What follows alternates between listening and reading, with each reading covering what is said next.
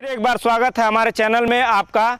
और एक नई खबर के साथ पिपराइच विधानसभा में मुख्यमंत्री के गृह जनपद में अवैध तरीके से ग्राम प्रतिनिधि खराब मटेरियल का इस्तेमाल करा रहे हैं। उनको रोकने पर 2 नंबर का मटेरियल इस्तेमाल कराते हैं वो, और उनको रोकने पर जो कि अलग शब्दों का उपयोग करते हैं, कहते हैं इस निर्माण को आप रुकवा नहीं सकते हैं और जहां आपको जाना है शिकायत करना है कर लीजिए।